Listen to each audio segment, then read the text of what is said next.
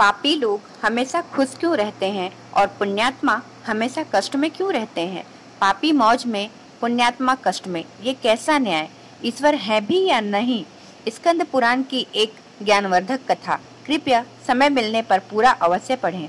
कथा लंबी है किंतु ज्ञान के चक्षु खुल जाएंगे। आपको आपके मन में कभी भी ऐसा प्रश्न आते हैं, क्या मैं तो इतनी पूजा पाठ भक्ति भाव में लीन हूँ, फिर भी मेरे साथ ही ऐसा क्यों होता है? भगवान सारी परेशानियाँ मुझे ही क्यों देते हैं? दुष्ट लोग इतने सुखी हैं और धर्मात्मा ही सारे कष्ट भोग रहे हैं। ये क्या हो रहा है? क्यों हो रहा है? यदि ऐसा ही ईश्वर का न्याय है तो मैं क्यों मानूं उन्हें? क्यों भजूं? क्यों जपूं? क्यों करूं पूजा? ईश्वर के पास तो न्याय है ही नहीं। ईश्वर तो निष्ठुर है। ऐसे प्रश्न अक्सर लोगों के मन में आते हैं, खासकर तब जब वे बहुत परेशान होते हैं और दूसरों को सुखी देखते हैं। मनुष्य अपने सुख से ही संसार को सुखी मानता है, अपने दुख से ही संसार को व्यर्थ। यह सब स्वाभाविक है। तो आपके मन में जो प्रश्न आते हैं, आज उनका निदान का कुछ प्रयास किया जाए। ध्यान से सुनिएगा। बहुदक नामक एक तीर्थ था। यहाँ नंदभद्र वैश्य रहते थे। धर्माचारी सदाचारी पुरुष। उनकी साध्वी पत्नी का नाम कनका था। नंदभद्र चंद्रमौली भगवान शंकर के बड़े भक्त थे। बहुदक में कपिलेश्वर महादेव के नाम से प्रसिद्ध शिवलिंग था। नंदभद्र तीनों समय कपिलेश्वर की पूजा किया करते थे। नंदभद्र कम से कम लाभ लेकर माल बेचा करते थे और ग्राहकों के साथ बराबरी और ईमानदारी का व्यवहार रखते थे। गलत माल और बुरा सामान नहीं बेचते और जो कुछ मिल जाता उसी में संतुष्ट रहते थे। नंदभद्र का जीवन सन्यासियों जैसा था। सब नंदभद्र का सदाचारी संपन्न सुखमय जीवन की प्रशंसा करते थे। नंदभद्र के पड़ोस में रहने वाला सत्यव्रत, जो बड़ा ही नास्तिक एवं दुराचारी था, उनसे जलता था। सत्यव्रत चाहता था कि किसी प्रकार नंदभद्र का कोई दोष दिख जाए तो उसे धर्म के मार्ग से गिरा दूं। नंदभद्र पर झूठे आरोप लगाना और सदा उनके दोष ही ढूंढते रहना उसका स्वभाव बन गया था। दुर्भाग्यवश अचानक नंदभद्र का इकलौता पुत्र गंभीर रूप से बीमार हो गया। नंदभद्र ने दुर्भाग्यमान शोक नहीं किया। पुत्र के बाद उनकी पत्नी कनका भी गंभीर रूप से बीमार हो गई। नंदभद्र पर विपत्तियां आई देखकर उनके पड़ोसी सत्यव्रत को बड़ी खुशी हुई। उसने सोचा कि शायद नंदभद्र को धर्म से भटकाने का यही अवसर है। उसने नंदभद्र को संतावना देने का ढोंग करते हुए कहा, तुम्हारे जैसे धर्मात्मा को यह दुख उठाना पड़ रहा है। लगता है कि धर्म कर्म सब ढकोसला है। कई बार सोचा कि मैं तुमसे कहूँ, पर संकोचवश कहा नहीं।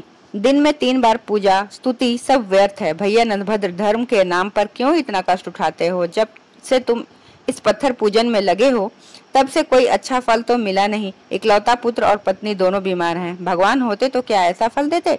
पुण्य और पाप सब कुछ कल्पना है। नंदभद्र, तुम्हें तो मेरी यही सलाह होगी कि झूठे धर्म को छोड़ आनंद पूर्वक खाओ पियो और भोगो, यही सत्य है। सत्यव्रत की बातों का नंदभद्र पर कोई प्रभाव न पड़ा। वह बोले, सत्यव्रत जी, आप अपने आप को ही धोखा दे रहे हैं। क्या पापियों पर दुख नहीं आते? क्या उनके पुत्र स्त्री बीमार नहीं होते? जब सज्जन दुखी होता है तो लोग सहानुभूति जताते हैं, पर दुराचारी के दुख पर कोई सहानुभूति नहीं दिखाता। अतः धर्म पालन करने वाला ही ठीक है।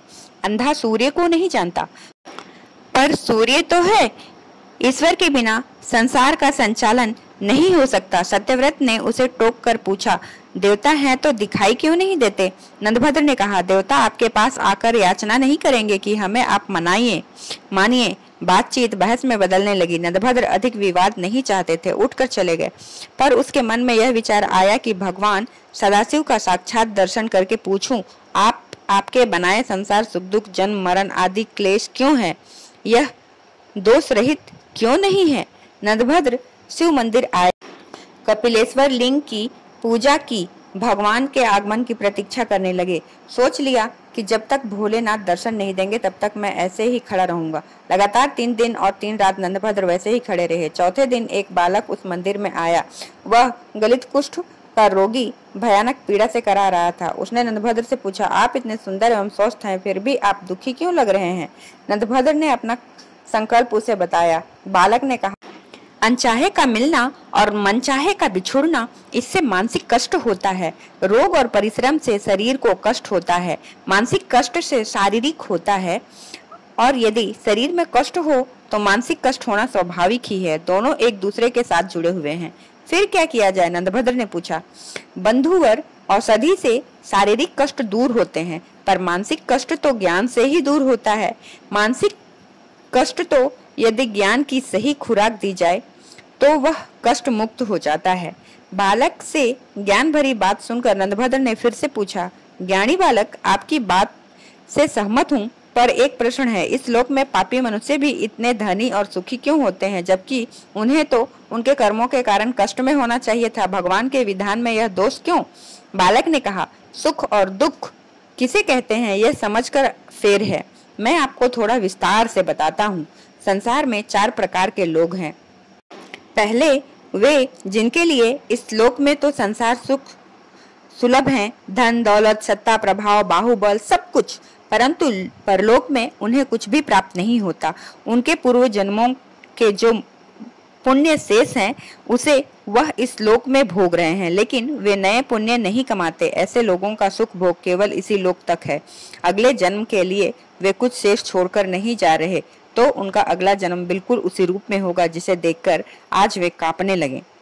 दूसरे वे लोग हैं जिनके लिए परलोक में सुख का भोग सुलभ है, परंतु इस लोक क्योंकि उनके पिछले जन्म का संचित पुण्य है ही नहीं, वे तपस्या करके नए पुण्य कमाते हैं, उससे परलोक में सुख का भोग प्राप्त होगा। तपस्या से अर्थ केवल देव साधना ही नहीं होता, कर्म साधना भी तप है। उचित कर्म किसी भी तप से कम नहीं, क्योंकि इस संसार में रहते हुए सही मार्ग पर चलना कठोर साधना से ज्यादा कठिन है। तीसरे वे लोग हैं जिनके लिए इस लोक में भी और परलोक में भी सुख भोग मिलता है, क्योंकि उसका पहले से किया हुआ पुण्य भी विद्यमान है और इस लोक में आकर भी वे उत्तम मार्ग का अनुसरण करते हुए कर्म तप से नए पुण्य बनाते रहते हैं। ऐसे लोग कोई कोई ही होते हैं। चौथे वे जिनके लिए ना तो इस लोक में सुख है और ना परलोक में ही, क्योंकि उनके पास पहले का कोई पुण्य संचित तो है ही नहीं और इस लोक में भी वे पुण्य कमा नहीं रहे। ऐसे नीच जनों को धिक्कार है। वे सर्वदा त्याग के योग्य हैं और इस लोक में अपमानित होते हुए ही जीवन बिताते हैं और न जाने कितने जीवन ऐसे ही बीतेंगे तब तक जब तक कि मेरी तरह उन्हें किसी तपस्वी का मार्गदर्शन न प्राप्त हो जाए। इसलिए हे वैश्यवर, आप अपने पड़ोसियों मित्रों द्वारा कही बात को मन में रखो ही नहीं। उन्हें तो अपने काम से भी प्रवेश न करने दो। आप इस जन्म में भगवान सदाशिव के भजन में लग जाएं, जिससे आप जन्म के बंधन से ही मुक्त हो सकते हैं। एक छोटे बालक के मुख से ऐसी ज्ञानमयी और रहस्यमयी बातें सुनकर नंदभद्र बड़े प्रसन्न हुए। उनका सारा भ्रम, सारी शंका का निवारण हो गया था। उन्होंने चकित होकर पूछा, आप कौन हैं? अपना परिचय दें। आप यहाँ कैसे पधारे हैं? आपने मेरे सब संदेहों को दूर कर दिया। इतनी कम आयु में इतना ज्ञान आपको कैसे सुलभ हुआ?